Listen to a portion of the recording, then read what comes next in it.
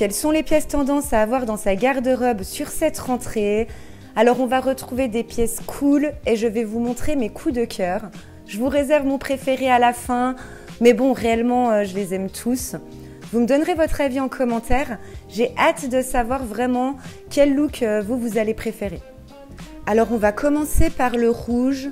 Impossible de passer à côté de cette couleur cette année. Ça va vraiment être la couleur top de la saison. On la voit chez Balmain, chez Valentino et d'autres. Le rouge, c'est la confiance, le pouvoir. Il était d'ailleurs réservé aux rois, aux cardinaux et à la haute noblesse au Moyen-Âge. Il symbolisait le pouvoir, le sang, la passion, une vraie couleur d'autorité. Enfin, en tout cas, ne serait-ce qu'un ajout de rouge dans votre tenue va vraiment révéler votre silhouette. Un sac à main, des chaussures ou un foulard également. Par contre, il faut trouver le bon rouge. Et pour ça, il faut que vous testiez. Trouvez le rouge qui vous convient, qui vous illumine. En tout cas, cette année, obligé d'en avoir dans sa garde-robe. Alors, comme je vous en ai parlé dans un de mes shorts, le blazer gris, c'est la pièce forte qu'on va voir partout en 2025. Mais pourquoi il revient pile maintenant? La mode, c'est un miroir de la société. Pendant la guerre du Golfe, par exemple, dans les années 90, les créateurs utilisaient des couleurs militaires, beaucoup de kaki. Et pendant la crise de 2008, explosion du style minimaliste. Alors, c'est vrai que dans le contexte actuel incertain, entre les guerres, les crises économiques et l'instabilité politique, la mode adopte une posture plus sérieuse. Le gris, c'est la neutralité, ni blanc, ni noir, une sorte de zone tampon émotionnelle. Et avec cette coupe large, on vient comme se protéger, vous voyez, comme si on avait mis une armure. C'est de la non-séduction. On n'est pas là pour séduire, c'est politique, hein. On gomme. On ne se met pas en retrait, au contraire, la femme, elle assume son pouvoir. Et on la porte avec une touche de couleur quand même, parce qu'on ne veut pas se laisser trop dans le côté sombre non plus. Alors on va ramener un petit peu de joie et de lumière.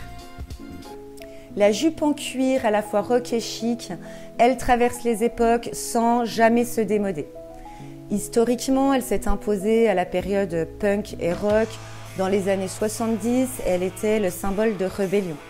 Elle portait un message fort, celui de la liberté, de l'affirmation de soi. Elle est donc très présente sur cette rentrée. Elle reflète malheureusement la durabilité de notre époque, douce mais prête à se défendre. Un mélange de puissance et de vulnérabilité, vous voyez. Côté style, on va l'associer à des pièces confortables et décontractées comme le pull oversize ou des baskets.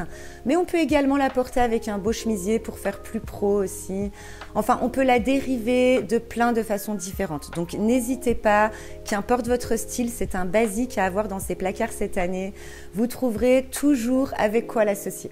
La jupe plissée, on ne l'oublie pas parce que pareil, elle est très tendance sur cette année. On peut la porter avec un perfecto, un pull oversize, des baskets.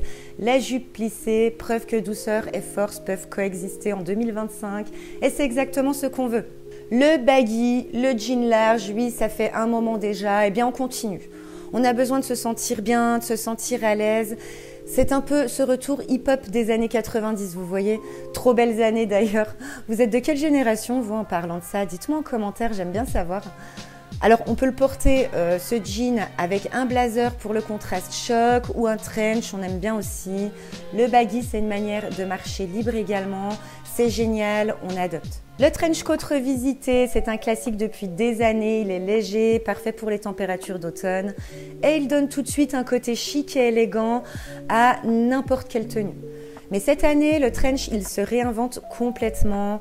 On le voit avec des coupes plus amples, plus oversize, des détails ultra stylés comme des manches bouffantes, des grosses ceintures. Ce qui est top, c'est qu'il s'adapte à tous les styles. Tu peux le porter avec un jean et des baskets pour un look casual, ou alors sur une robe fluide et des bottines pour un style plus féminin et sophistiqué. N'hésite pas à choisir un trench dans une couleur qui change un peu de l'ordinaire, genre camel, vert olive ou brique.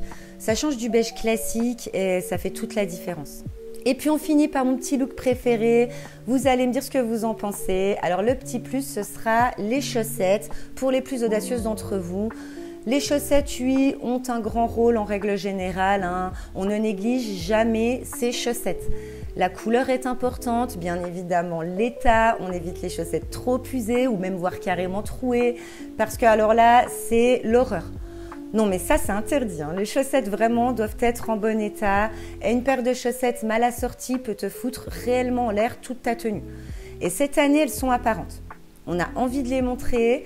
Alors je te montre ce look, plutôt sympa à adopter si ça te dit. Voilà, ce style, il est plutôt cool, avec les chaussettes bleues, cette petite couche de couleur, c'est vraiment top. J'adore ce style, c'est vraiment mon coup de cœur. Vous en pensez quoi, vous ? Et laquelle vous préférez des tenues que je vous ai présentées depuis le début de la vidéo? Dites-moi en commentaire s'il y a un style auquel vous allez adhérer, vous, pour cette rentrée. Bon, en tout cas, j'espère que la vidéo, elle vous a plu et on se retrouve bientôt. Prenez soin de vous.